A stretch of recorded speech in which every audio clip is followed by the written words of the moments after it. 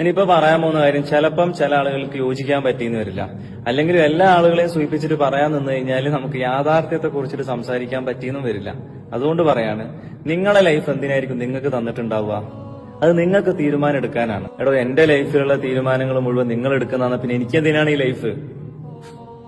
നിങ്ങളുടെ ലൈഫിലുള്ള തീരുമാനമൊക്കെ മറ്റൊരാളാണ് എടുക്കുന്നത്, പിന്നെ നിങ്ങൾക്ക് എന്തിനാ ലൈഫ്? ആ മറ്റൊരാൾക്ക് മാത്രം പോരെ ലൈഫ്. അപ്പൊ ഞാൻ പറയുന്നത്, ഒരാളുടെ ജീവിതത്തിലുള്ള തീരുമാനം എന്നുള്ളത് അത് നിങ്ങളുടെ ഓൺ ചോയ്സ് ആയിരിക്കണം. അവിടെ തീരുമാനം എടുക്കാനുള്ള പെർമിഷൻ വേറൊരാൾക്ക് കൊടുക്കരുത്. നിങ്ങൾക്ക് ഒപ്പീനിയൻസ് സീക്ക് ചെയ്യാം, അഭിപ്രായങ്ങൾ ചോദിക്കാം, എക്സ്പീരിയൻസ്ഡ് ആയിട്ടുള്ള ആളുകളോട് അഭിപ്രായങ്ങൾ ചോദിക്കാം, അത് നല്ല കാര്യമാണ്. പക്ഷെ ഫൈനൽ ഡിസിഷൻ അത് നിങ്ങളുടെ ഓൺ ചോയ്സ് ആയിരിക്കണം. നമ്മുടെ ജീവിതത്തിലൊക്കെ ഈ അമിതമായിട്ടുള്ള ബഹുമാനം, ആദരവ്, അമിതമായിട്ടുള്ള മറ്റുള്ള ആളുകൾ എന്ത് വിചാരിക്കുന്നുള്ള തോട്ട്സ് ഒക്കെയാണ് നമ്മളെ തീരുമാനം എടുപ്പിക്കാതിരിക്കാനുള്ള ഒരു കാരണം. നമ്മുടെ ലൈഫിൽ നമ്മളെ കുറിച്ചിട്ട് നമ്മളെക്കാൾ ക്ലാരിറ്റി ഉള്ള വേറൊരു മനുഷ്യനും ഉണ്ടാവില്ല.